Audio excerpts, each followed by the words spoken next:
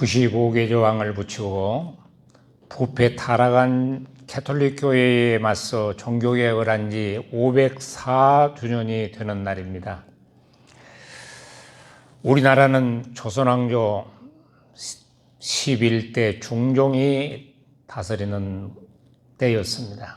중종은 1488년에 태어나서 1506년부터서 1544년까지 이제 왕위를 계속했습니다.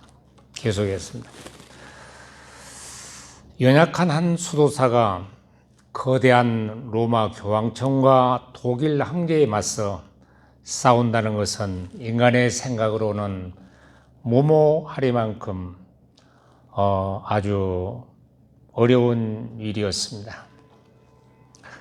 권력과 기존 세력에 대항은 얼마나 많은 고생을 감내해야 하는 일인지 여러분은 아마 생각을 해봤을 것입니다. 권력과 맞선다.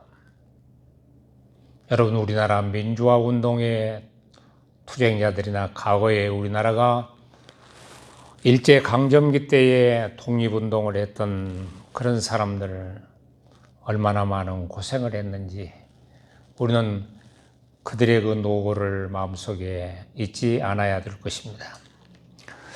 루터는 1483년 가난한 농부의 아들로 태어났습니다. 그의 아버지는 아마 농업이 어려워서인지 조금 후에 광부로 일을 했습니다. 그러나 그의 아버지는 매우 엄격하였다고 합니다. 그의 아버지의 소망은 아들 루터가 법률을 공부해서 법학도가 되고 또 그 분야에 성공하기를 바랬던 것 같습니다. 그러나 하나님은 그를 향한 놀라운 계획이 계셔서 아버지의 바람과는 정반대로 다른 길을 걷게 되었습니다. 하나님이 그를 붙들고 섭리하셨던 것입니다. 그는 하나님을 처음에는 참 무서운 하나님이다. 너무 두려운 하나님이다. 그의 친구와 함께 길을 걷다가 그의 친구가 낙뢰 사건으로 벼락을 맞아 죽은 계기로 더욱 그런 생각이 깊어진 것 같습니다. 여러분, 옆에 사람이 벼락 맞아 죽었을 때 자기는 그 벼락을 피해서 살아났다. 얼마나 하나님이 두려운 하나님으로 각인됐겠습니까? 루터의 마음속에는 어떻게 하면은 두려운 하나님으로부터 죄를 용서받고 의롭게 될까? 그것이 자기의 뇌리 속에 가슴 속에서 사라지지를 않았습니다. 고민하는 젊은 수도사 청년에게 스타우피치 수도원장의 영향이 있었습니다. 스타우피치를 조금 생각해 보면 그는 참 은혜로운 수도원장인 것 같습니다. 토마스 아퀴나스 그리스도를 본받아라는 그 토마스 아퀴나스의 영향을 받은 사람으로 루터가 고민하는 루터에게 시편을 읽어라. 그리고 하나님의 당신을 위한 계획은 하나님의 예정이다. 너가 그렇게 고민하고 너가 그렇게 골똘하게 생각하고 늘 마음속에 무거운 짐으로 여기고 있는 죄의 짐, 그걸로부터서 해결한 것, 그건 다 하나님의 과정, 예정에 속해 있다. 그리고 하나님의 은혜라는 것을 루터의 마음속에 깨닫게 해 주었습니다. 그러니까 아주 중요한 영향을 미친 사람이죠. 루터가 종교개혁을 할 그 무렵은 우리가 아는 대로 르네상스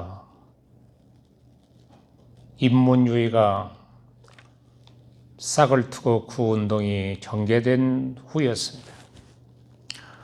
르네상스는 사상과 문화와 예술과 문해 등 각 분야가 500년대에 AD 500년대에 로마와 그리고 그리스 문화로 복원을 하고 싶은 그러한 열망의 사람들이 이제 르네상스 운동을 일으켰다고 합니다. 인문주의가 점차 싹트고 자라날 시기였습니다. 또한 때를 맞추어 국가주의와 민족주의가 강하게 일어나므로 로마 교황청의 영향에서 루터의 조국 독일은 더군다나 이제 벗어나고자 하는 그러한 운동이 전개된 때였습니다. 하나님은 때를 맞추어서 일하시는 분입니다. 예수 그리스도의 탄생도 하나님의 때를 맞춰서 갈라디아서 4장 4절에 있는 대로 때가 참에 여자의 몸에서 예수가 탄생하게 했습니다. 자, 우리는 스타우피치의 하나님의 하나님의 애정의 영향, 그리고 루터가 종교개혁을 하고 일으켰던 그 시기, 그 다음에 또 한 가지 생각할 것은 루터는 그를 돕는 자들을 하나님은 예비하셨다는 것입니다. 저는 이런 가정을 생각하면서 참 하나님께서 외로운 개혁자 루터를 홀로 두지 아니하시고 하나님은 그를 돕는 자를 예비하셨다는 것에 많은 위로를 받았습니다. 여러분, 아까 말한 대로 스타우피치도 그에게 큰 영향을 미쳤고, 그때 당시는 프레드릭 선제우라는 그분이 독일 황제가 웜스국회를 열어놓고 루터를 이단으로 이제 칙령 내릴 때, 이단으로 단죄할 때, 프레드릭 그 선제우는 황제에게 편지를 써서 루터에게 호의를 베풀어 주시고 그에게 선처를 해달라고 편지를 썼던 것입니다. 황제는 그 프레드릭의 그 간청을 외면할 수 없는 처지에 있었기 때문에 마음속으로 너그럽게 루터를 대했던 것입니다. 웜스 국회에서 이미 루터의 모든 글과 그의 추종자들의 그러한 성명서 또는 논문, 또 루터의 그러한 조서를 전부 다 불태우게 하고 루터가 이단으로 이제 정죄되었습니다. 그런데 루터는 그 웜스 국회에서 루터의 행동은 독일 국민들에게 큰 영향을 미쳤던 것입니다.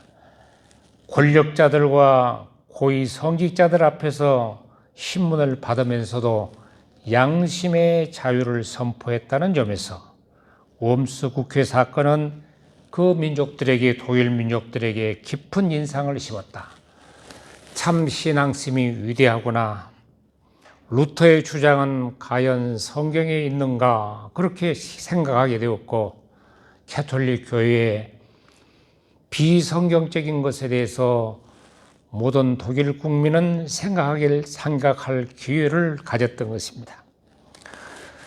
하나님께서는 프레드릭 그 선제우를 예비하서 루터가 틀림없이 웜스 국회를 마치고 돌아가는 길에 아마 그대로 생명이 보존되지 않을 것 같아서 프레드릭 선제우는 자기의 가백이든지 어떤 병사들을 보내가지고 루터를 납치하도록 했습니다. 그래서 안전한 곳에 10달 동안 은신하도록 했던 것입니다. 자, 저는 그런 생각을 했습니다.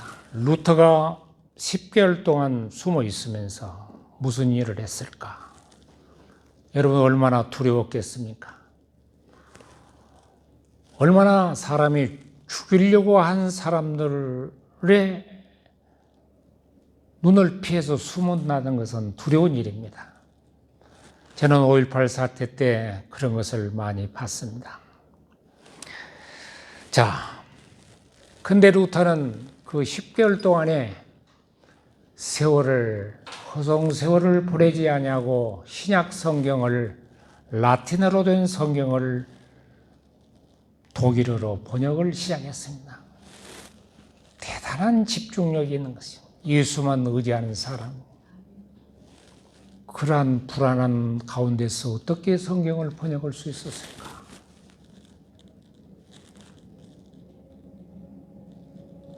신약 성경을 번역하는데 2년이 걸렸다고 합니다. 그리고 계속해서 그는 브래들릭의 그 은신처에서 벗어난 후에 그 일을 계속했는데 구약 성경을 번역하는데 10년이 걸렸다.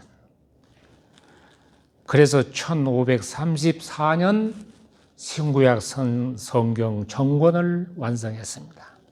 고난기의 집중력, 오늘 우리가 배워야겠습니다. 고난기의 집중력. 하나님께서는 스타우피츠로 이어지는 프레드릭 선제후의 도움과 든든한 친구 멜랑톤이 있었습니다. 멜랑톤은 나이가 루터하고 차이가 대단히 많은 16살 차이가 된다고 하는데 내가 봤던 교회사를 교회사 옛날 배웠던 교회사가 있는데 아무리 찾아도 어떤 서재에 있는 거 모르겠어요. 그렇게 나이가 차이가 많은데 서로 친구이면서 동역자였고 든든한 후원자였고 언예라 루터 옆에는 멜랑톤이 있었습니다. 그리고 용기를 주었습니다. 멜랑톤은 루터가 그렇게 위기를 당하고 성경을 번역하고 있을 때에 루터의 신학을 총정리해서 신학개요라는 책을 1521년에 출판했습니다. 아까 한 가지 빠졌는데 하나님께서는 루터가 종교개혁이 그렇게 급속도로 독일을 중심해서 제네바, 불란서, 유럽 그렇게 전 지역에 퍼질 수 있었던 것은 인쇄술이 그때 발달했다. 하나님이 얼마나 주밀한 계획에 의해서 일을 하신가. 자, 다음으로 루터의 신학을 조금 요약해서 말씀드리겠습니다. 루터의 율법과 복음이라는 이 신학을 요약해서 말씀드리자면 루터는 하나님의 신적 계시를 통해서 하나님을 알 수 있다 이렇게 생각을 했습니다. 물론 우리 개혁교회 개혁주의 신학도 그렇게 생각하고 있습니다. 사람이 하나님을 찾아서 성인들이 소크라테스가 찾고 무슨 공자가 찾으려고 하고 석가모니가 찾으려고 하는 인간의 노력, 그것은 아무리 인간이 발버둥을 쳐도 하나님과 인간의 그 긴 그리고 먼 그리고 아주 근접할 수 없는 그러한 수렁이 있어서 하나님의 신적 계시를 통해서만 하나님을 진정으로 알 수 있다 이렇게 제시를 했습니다. 물론 어거스틴의 신학의 영향이지만은 자, 이런 계시 가운데 그는 하나님의 계시가 두 가지 것이 있다. 율법 계시, 율법을 계시했고, 그러니까 십계명을 중심으로 해서 한 모세 오경을 말한 것 같지만은 루터의 생각은 그게 아닙니다. 조금 이따 그리고 복음이 계시되어 있다. 그러니까 하나님은 두 가지를 계시한다. 율법과 복음을 계시한다. 지금까지 우리가 알고 있는 율법은 구약이고 신약은 복음이고 은혜다 이렇게 알고 있는데 그런 생각을 더 뛰어넘어서 좀 아주 더 심오하게 들어갔습니다. 율법이 처음이요 복음이 나중이라는 말도 아닌 것입니다. 루터가 깨달은 율법과 복음은 하나님의 계시는 심판의 말씀이요 동시에 은혜의 말씀이다 이렇게 생각을 했던 것입니다. 그러니까 지난 주일인가 그 앞주일인가 제가 코너스톤에 대해서 이야기를 했는데 머릿돌에 대해서 머릿돌 되신 예수는 하나님과 인간을 예수 그리스도를 연결하는 그러한 머릿돌, 우리를 하나님 앞에 하나님의 자녀로 믿는 자를 연결시키는 그러한 머릿돌. 그러지만은 부딪히는 자들에게는 아주 사망에 이르게 하는 머릿돌이라고 설명했는데 루터의 깨달음도 이와 비슷한 설명을 했습니다. 하나님의 계시는 심판의 말씀이요. 받는 자들에게는 안 받는 자들에게는 심판의 말씀이요. 동시에 받아들인 사람에게는 은혜의 말씀이다. 이 두 가지는 항상 동행하며 심판에 관해 들음이 없이 은혜에 관해 들음이 들을 수 없다. 조금 어려운데 설명을 하겠습니다. 제가 참고한 성경이 이 서적이 조금 좀 이해를 좀 덜한 자가 좀 글을 쓰는 것 같아요. 내가 루터의 생각을 풀어서 말씀드리자면은 심판의 말씀이요 동시에 은혜의 말씀이다. 여러분 그 역사적인 사건을 기도 중에 생각을 해보면은 하나님은 항상 심판이 따르는데 은혜가 따릅니다. 심판이 있는 곳에. 그 뭐냐 그러면은 노아의 홍수 아주 무서운 심판이에요. 심판을 120년 전에 예고했어. 그러나 그 가운데 하나님의 두려운 하나님, 심판의 하나님, 율법의 하나님이 그러한 선포되는 그러한 무서운 속에 노아와 노아의 가족과 같은 은혜를 받은 은혜의 측면이 있는 거예요. 그러니까 또 한 가지 소돔 고모라 성이 멸망하는 날 하나님께서 아브라함의 기도를 들으시고 롯을 구출하신 사건은 무서운 유황불의 심판이 있는 대신에 노아의 가족의 구출이라는 그러한 사건이 있다는 은혜가 있다 말입니다. 자, 애굽의 장자가 죽는 그날 심판받는 그날에 이스라엘 백성들은 문설주에 양의 피를 발라서 넘어가는 패스오버의 유월절에 은혜가 있었단 말이에요. 그러니까 하나님의 복음은 하나님의 율법, 하나님은 반드시 죄를 심판하시는 그곳에 하나님의 놀라운 구속의 은혜가 있다는 것입니다. 이것이 루터가 깨달은 거예요. 즉 하나님께서 말씀하실 때 그의 거룩함과 하나님은 너무 거룩한, 루터는 그런 신학의 영향을 많이 받은 것 같습니다. 하나님은 얼마나 거룩하시고 얼마나 위험하시고 얼마나 엄미하시고 얼마나 엄격하셔서 심판하실까. 그 심판주 하나님, 창조주 하나님, 무서운 하나님, 죄에 대해서는 가차없으신 하나님을 루터는 생각한가 동시에 그 사이에 대조를 죄 사이에 인간의 죄, 그러니까 하나님의 거룩함과 인간의 죄 사이에 대조를 발견하고 경악할 수밖에 없다. 놀랄 수밖에 없다. 왜? 하나님의 거룩과 천하고 죄로 얼룩진 인간의 죄를 생각할 때 그 갭이 얼마나 긴가? 얼마나 먼가? 이것이 바로 루터가 말한 율법입니다. 그러니까 하나님의 거룩과 자신의 죄를 보고 경악할 수밖에 없다. 심판이 너무 가혹한 것이기 때문에 복음의 용서는 더욱 감당할 수 없는 즐거움이 되는 것이다. 그러니까 여러분, 심한 병, 죽을 병에서 고통당하지 못해 본 사람은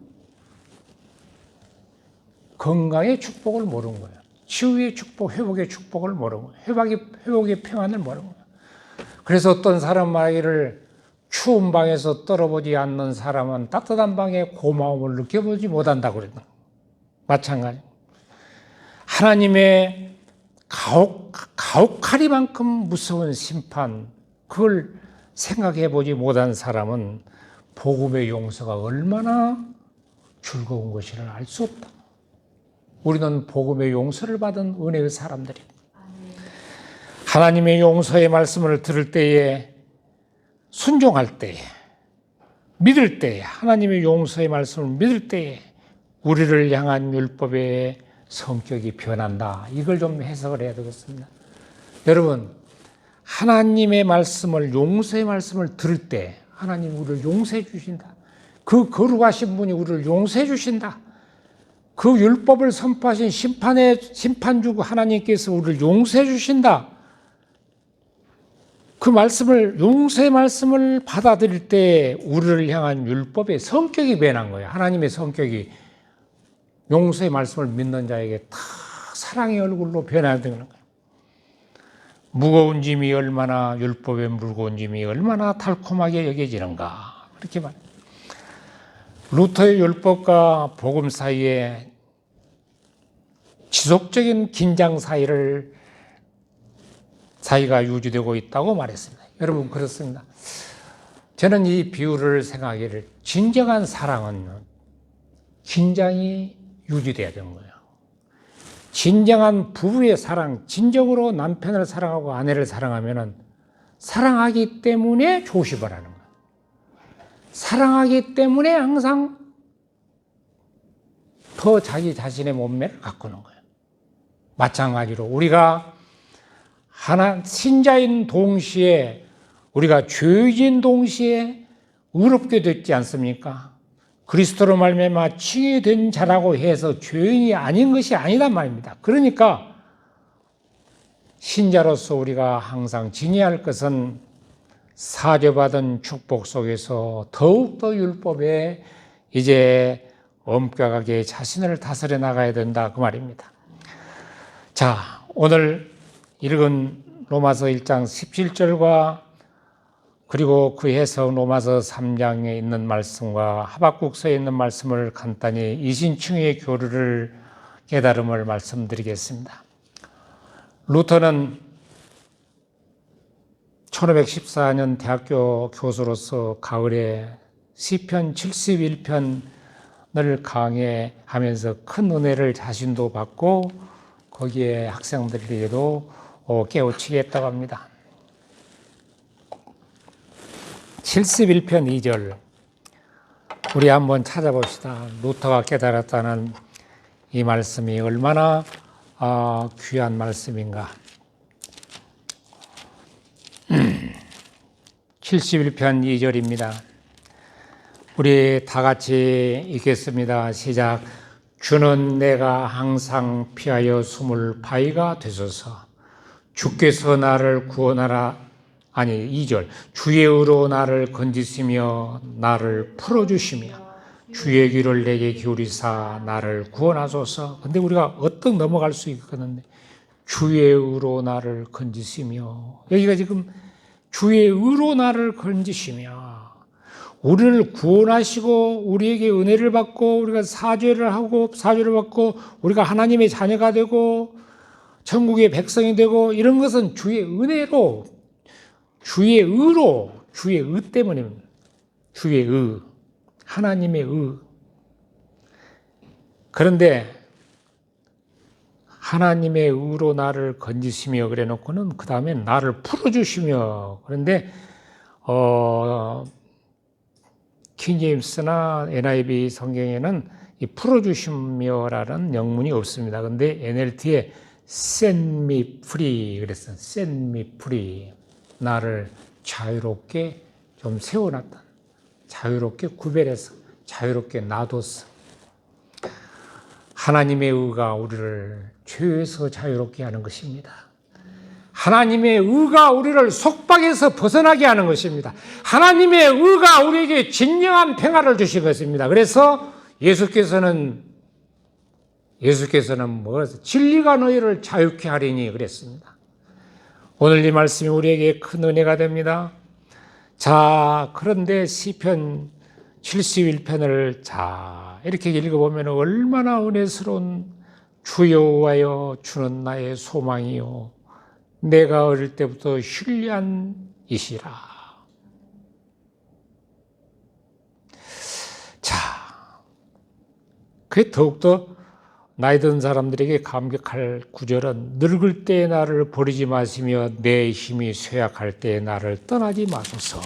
이렇게 간절히 기도하고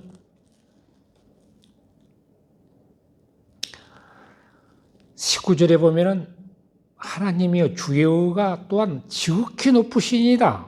하나님의 의를 막 찾는 거예요. 이 루터가 이것에 그냥 녹아지는 거예요. 내가 측량할 수 없는 주의 공의와 구원을 내 입으로 종일 전하리다. 그 의를 마지막 절에는 종일토록 주의 의를 작은 소리로 읊조리오니 그러니까 하나님의 의가 자기에게 전가된다는 놀라운 사실에 그냥 감격하는 거예요. 자, 루터는 지금까지 의의 공의로운 잣대로 이해했습니다. 여러분 다 하나님의 의, 공의로운 잣대, 하나님은 공의로웁시다 이것만 생각했단 말이에요. 공의로운 잣대로만. 하나님은 공평하시다. 하나님은 엄격하시다. 그래서 잣대에 의해서 심판하신다. 그것만 그 글자로만 의를 생각했는데 하나님이 죄인에게 전가된 의, 예수 그리스도로 말미암아 우리에게 입혀진 의를 생각하지 못했단 말이에요. 그런데 조금 우리가 루터가 신약 성경 로마서를 물론 로마서 강의를 나중 했습니다만은 로마서 강의의 3장을 이해를 했더라면 빨리 깨달았을 건데 그런 생각이 듭니다. 자, 3장 21절부터 24절은 매우 이 귀중한 의가 우리에게 전가된 사건을 설명하고 있습니다. 바울 사도가. 이제는 율법 외에 하나님의 한 의가 나타났으니 아멘. 율법 외에 하나님의 한 의가 나타났으니 율법을 떠나서 한 의, 예수 그리스도 되는 의의 본체이신 예수가 나타남으로 말미암아 하나님의 의가 인간에게 전달될 수 있는 그러한 축복을 우리가 받았다고 말합니다. 이것이 복음이요, 이것이 하나님의 은혜입니다. 이것이 자 하나님에게 베푸신 사랑으로 이해했습니다. 하나님이 죄인에게 입혀준 의가 하나님의 의가 하나님의 베풀어 주신 사랑으로 이해하게 됐습니다.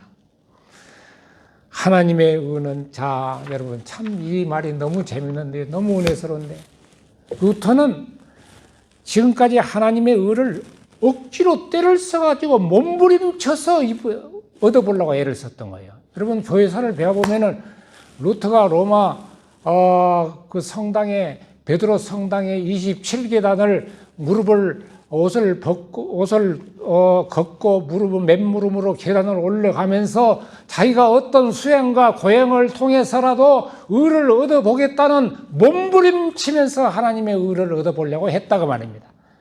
이렇게 생각을 했던 거예요. 역시 이런 몸부림이 정도는 다르지만은 우리가 하나님 앞에 그런 생떼를 쓴 것 같습니다.